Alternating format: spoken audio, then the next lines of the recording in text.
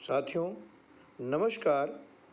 आज हम आपके समक्ष प्रतिभा पर्व परीक्षा की तैयारी हेतु कक्षा 8 के हिंदी विषय के कुछ सैंपल प्रश्न लेकर आए हैं। प्रतिभा पर्व परीक्षा में हिंदी भाषा में इस प्रकार के प्रश्न पूछे जाएंगे। तो चलिए शुरू करते हैं हम आज का वीडियो। गद्यांश को पढ़ करके नीचे दिए गए प्रश्नों के सही उत्तर को चुनिए। यह है निर्देश। अब देखते हैं गद्यांश क्या है। एक राजा था, उसका फलों का एक विशाल बगीचा था। इस बगीचे में तरह तरह के फल लगते थे। एक किसान इस बगीचे की देखभाल करता था। दोस्तों, यह एक गद्यांश है। अब इसे पढ़ करके इसके नीचे जो प्रश्न हैं उनके हमें उत्तर देना है। तो लीजिए पहला प्रश्न। दिए गए गद्यांश में राजा शब्द है, क्या है? ऑप्शन अ संज्ञा, ब सर्वनाम, स विशेषण, द क्रिया। इन चारों ऑप्शन में से सही ऑप्शन क्या है?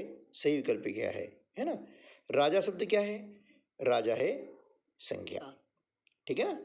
किसी भी व्यक्ति, स्थान या वस्तु के नाम को या पद के नाम को हम संज्ञा कहते हैं। ठीक है ना? तो राजा क्या हो गया? संज्ञा हो गया है। अब लीजिए प्रश्न नंबर 2। दिए गए गद्यांश में विशाल शब्द है, क्या है? क्रिया, संज्ञा, विशेषण, सर्वनाम। अब गद्यांश को पढ़ के बताइए कि विशाल शब्द क्या है ना? तो विशाल क्या है? बगीचा, यानी बगीचे की विशेषता बतला रहा है विशाल शब्द। सो विशाल हो जाएगा विशेषण। ठीक है ना? चलिए अगला प्रश्न है। दिए गए गद्यांश में उसका शब्द है, क्या है? विशेषण, क्रिया, सर्वनाम, संज्ञा। है ना? उसका, है ना? हम देख रहे हैं एक राजा था, उसका फलों का एक विशाल बगीचा था। उसका मतलब किसका? राजा का। तो यहाँ पर राजा क्या है? संज्ञा है, और संज्ञा के स्थान पर आया है उसका। तो उसका शब्द क्या हो गया? सर्वनाम। ठीक है ना? तो यह ऑप्शन जो है ये विकल्प सही है। चौथा प्रश्न है। दिए गए गद्यांश में कर्ता शब्द है, क्या है? सर्वनाम, विशेषण, संज्ञा या क्रिया। है ना? किसान इस बगीचे की देखभाल करता था। है ना? तो कर्ता शब्द क्या हो गया है? क्रिया। ठीक दोस्तों, चलिए अगला प्रश्न। है ना? गद्यांश वही है, लेकिन उसके और भी प्रश्न बन सकते हैं। वे क्या बन सकते हैं? देखिए, दिए गए गद्यांश में विराम चिन्ह है ना? इस विराम चिन्ह नाम क्या है? विकल्प है पूर्ण विराम, अल्प विराम, अर्ध विराम या प्रश्नवाचक।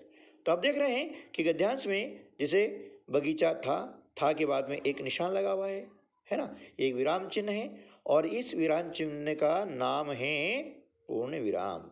ठीक है ना? चलिए अगला प्रश्न।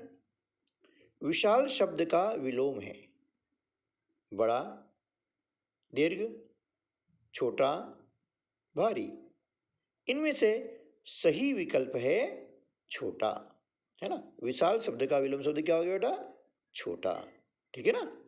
इस प्रकार के प्रश्न जो है हिंदी भाषा के अंतर्गत पूछे जाते हैं। अगला प्रश्न है।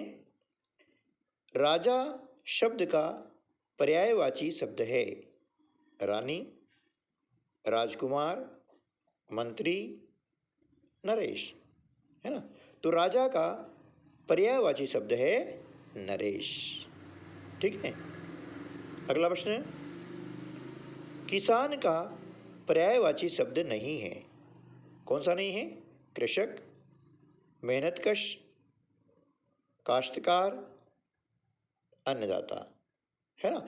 इनमें से कौन सा शब्द किसान का पर्यायवाची नहीं है, ये बताना है। और सही विकल्प है मेहनतकश, है ना। बाकी कृषक, काश्तकार और अन्नदाता ये किसान के पर्यायवाची शब्द हैं, है ना। अगला प्रश्न है, एक राजा था, यह वाक्य किस काल का है? वर्तमान काल, भूतकाल, भविष्यकाल या इनमें से कोई नहीं। एक राजा था, यह वाक्य है भूतकाल का। ठीक दोस्तों, तो आपने पूरा वीडियो देखा है, इसके लिए बहुत बहुत धन्यवाद। मिलते हैं अगली वीडियो में ऐसे ही कुछ और नए प्रश्नों के साथ में, व्याकरण पदों के आधारित प्रश्न। नमस्कार, जय हिंद।